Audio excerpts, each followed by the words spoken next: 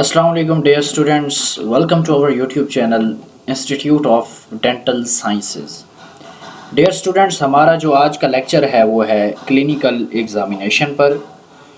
और clinical examination में हमारे पास बहुत सारी चीज़ें आती हैं। इनमें से जो पहला क्वेश्चन राइज होता है वो होता है कि how to collect diagnostic information. Diagnostic information हम किस तरह से जो है कलेक्ट कर सकते हैं।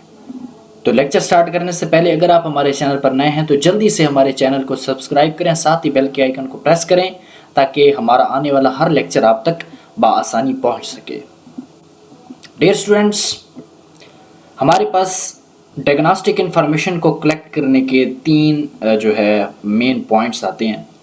उनमें से जो नंबर 1 है वो है पेशेंट हिस्ट्री, और उसके बाद जो है फिज़िकल एग्ज़ामिनेशन आता है, और उसके बाद जो डायग्नोस्टिक प्रोसीजर्स आते हैं। ठीक है, उसके बाद क्या आता है कि हमारे पास कॉमन टेक्निक एग्ज़ामिनेशन के लिए कौन कौन सी हैं।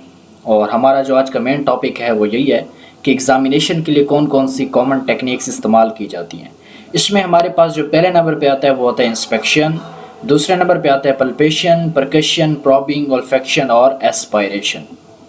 तो हमारा जो आज का टॉपिक है जिसको हम आज पढ़ेंगे और इसका डेंटिस्ट्री के अंदर क्या यूज़ है, क्यों इम्पोर्टेंट है, वो आज हम सारा यहाँ पे डिस्कस करेंगे। हमारे पास जो पहला टॉपिक है वो है इंस्पेक्शन का। इंस्पेक्शन एक ऐसी टेक्निक है एग्ज़ामिनेशन की जिसमें हम अपनी विजुअल सेंसेस को इस्तेमाल करते हैं। ठीक है, यानी कि अपनी कॉमन सेंसेस के अंदर अगर हम इसकी बात करें तो इसमें यह है कि विजुअल सेंसेस के थ्रू जो क्लिनिकल एग्ज़ामिनेशन की जाती है, टेक्निक इस्तेमाल की जाती है, उस टेक्निक का नाम क्या है? उस टेक्निक का नाम है इंस्पेक्शन। तो इंस्पेक्शन के थ्रू हम कौन कौन सी चीज़ें जो है फाइंड कर सकते हैं। सिग्निफिकेंस दूसरे नंबर में इसका कौन सा है? सिग्निफिकेंस में हमारे पास क्या आता है कि इसकी कंटूर आती है, इसकी सूरत आती है, इसकी शक्ल आती है, ज़ाहिरी शक्ल इसकी कौन सी है, कलर आता है, सरफेस टेक्सचर आता है और ट्रांसल्यूमिनेशन आता है। ट्रांसल्यूमिनेशन क्या चीज़ है? इसमें यह होता है कि तशख़ीसी मकासद के लिए जो हमारे पास स्पेसिफिक जो एरिया होता है उसमें लाइट्स पास की जाती हैं, और उसकी बुनियाद पर, लाइट के पास होने ना होने की बुनियाद पर हम जो है आगे जाके अपना डायग्नोसिस करते हैं। ठीक है, एग्ज़ामिनेशन में वो आता है। तो हमारे पास फिर आता है कि proper and successful inspection require the following. क्या है? नंबर 1 हमारे पास ये है कि हमारे पास जो डेंटल चेयर होती है उसके ऊपर पेशेंट की जो पोजीशनिंग होती है वो प्रॉपर होनी चाहिए। एडिकेट लाइट सोर्सेज होनी चाहिए। डेंटल यूनिट लाइट आपने देखी होगी, डेंटल जो चेयर होती है, डेंटल जो यूनिट होता है उस पर एक लाइट लगी होती है स्पेसिफिक। उसके अलावा जो रूम लाइट होती है ये भी आप इस्तेमाल कर सकते हैं।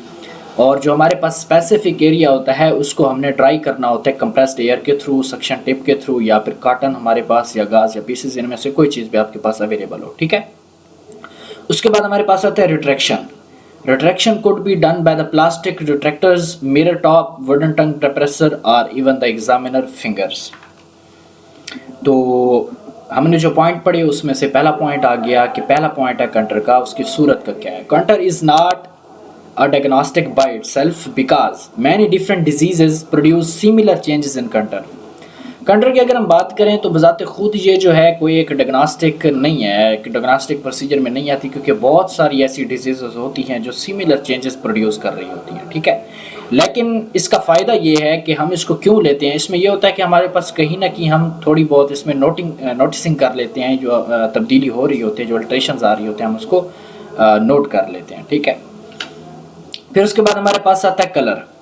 कलर की अगर हम बात करें, the examiner should be aware of a normal colour of each reason. जो एग्जामिनर होता है, जो एग्जामिन कर रहा होता है, उसको चाहिए कि उसको हर रीजन के नॉर्मल कलर के बारे में पता होना चाहिए। इससे उसका जो है डायग्नोसिस सही तरीके से होगा, वो देख पाएगा कि आया इसमें जो तब्दीली आई है वो नॉर्मल है या फिर सेवियर केसेस की तरफ जा रही है। फिर उसके बाद normal variations in colour and shadings of the tissues. जो टिश्यू के शेडिंग्स होते हैं और उनके जो नॉर्मल कलर होते हैं, उनमें जो नॉर्मल तब्दीलियाँ आती हैं वो भी एग्जामिनर को पता होना ज़रूरी है। ठीक है, जिस तरह आपको पिक्चर में दिखाया जा रहा है, ये आप पिंक कलर भी देख रहे हैं और साथ इसका ब्राउन कलर भी देख रहे हैं। सरफेस टेक्सचर की अगर हम बात करें तो जो हमारे पास नॉर्मल म्यूकोज़ा है, ठीक है, नॉर्मल म्यूकोज़ा की जो सरफेस होती है वो स्मूथ और चमकदार होती है, ग्लिसनिंग मतलब चमकदार होती है। ठीक है, लेकिन जो हमारे पास पैलेट होता है, पैलेट का जो रगे एरिया होता है ठीक है। रुगे एरिया जो होता है पैलेट का, यानी कि रुगे का मतलब होता है झुर्रियों वाला जो एरिया, और अटैच्ड जंजाइवा होता है। इसको आप देख लें, आपको पिक्चर में भी नज़र आ रहा है।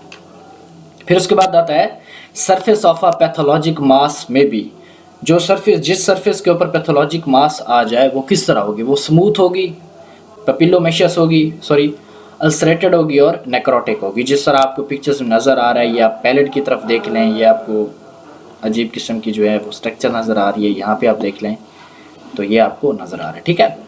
ट्रांसल्यूमिनेशन, ट्रांसल्यूमिनेशन एक ऐसी टेक्निक है जिसमें अमूमन मैक्सिलरी साइनस वगैरह को जो है डिटेक्ट करने के लिए इस्तेमाल किया जाता है। इसमें यह होता है डार्क रूम के अंदर हमारे पास जो एक लाइट होती है उसको हम पास करते हैं, और किस तरह होती है, इसमें ये होता है कि जो मैक्सिलरी साइनस है उसको एग्जामिन करने के लिए हमने क्या करना होता है, मुंह के अंदर जो है लाइट सोर्स रखनी होती है और लिप को हमने क्लोज करवाना होता है। हेल्थी साइनस जो है वो लाइट को ट्रांसमिट कर देगा। अगर साइनस के अंदर किसी किस्म की, जो साइनस के अंदर किसी किस्म की भी डिजीज़ अपेयर होगी तो वो क्या होगी, लाइट को ट्रांसमिट नहीं करेगी, वो ओपेक हो जाएगी। ठीक है। सिग्निफिकेंस क्या है इस केस में, ये होता है कि हम जो है only for the detection of the diseases extended from the teeth to the maxillary sinuses are wide। जिस तरह आपको ये जो है frontal sinuses नज़र आ रहे हैं। ठीक है। Transillumination is of the great value in detection of the interproximal caries in the anterior teeth by the use of the light cure equipment। Transillumination जो है इसमें हम anterior teeth के अंदर interproximal जो हमारे पास caries होती हैं उनको डिटेक्ट करने के लिए बहुत ही इसको इस्तेमाल किया जाता है। हमारा जो दूसरा टॉपिक होगा वो पल्पेशन का होगा। इंस्पेक्शन का टॉपिक हमारा आज कंप्लीट हुआ। मिलते हैं नेक्स्ट वीडियो के लिए। अल्लाह निगहबान।